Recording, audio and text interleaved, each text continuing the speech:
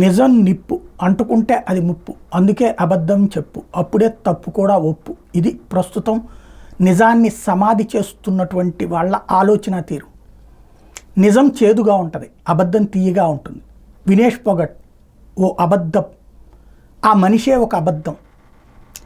తన రాజకీయ స్థిరత్వం కోసం దేశానికి చేసినటువంటి ద్రోహం, రెజ్లింగ్కి చేసిన ద్రోహం, ఖచ్చితంగా పథకం సాధించగలిగినటువంటి సందర్భంలో ఆ సాధించగలిగిన అమ్మాయిల్ని పక్కన పెట్టించి బ్లాక్మెయిల్ చేసి మీడియా ద్వారా లేకపోతే కనుక తన ఉద్యమాల ద్వారా రెజ్లింగ్ అసోసియేషన్ ఏమీ చేయలేని పరిస్థితి సృష్టించి తద్వారా 58 కిలోల దాంట్లో పోటీ పడాల్సిన మనిషి 50 కిలోలలో పోటీ పడుతూ అక్కడ కూడా 100 గ్రాములు ఎక్కువైంది అన్న పేరుతో అది మోడీ కుట్రో లేకపోతే ఇంకో కుట్రో అనే నాటకాలు ఆడింది.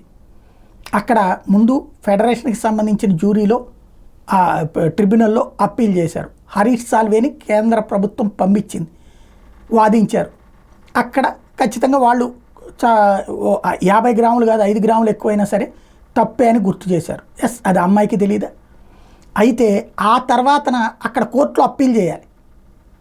అప్పీల్ చేయడానికి ఆయన సిద్ధపడితే వద్దని ఆ అమ్మాయే చెప్పిందట.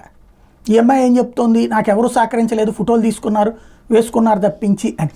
కానీ హరీష్ సాల్వే ఎవరైతే వాదన వినిపించినటువంటి న్యాయవాది ఈ విషయం తేల్చి చెప్పారు. దాన్ని బట్టి ఆ మనిషే ఒక అబద్ధం, తన స్వార్థం కోసం దేశ ప్రయోజనాల్ని పణంగా పెట్టిన మనిషి అని మరొకసారి అర్థమవుతోంది.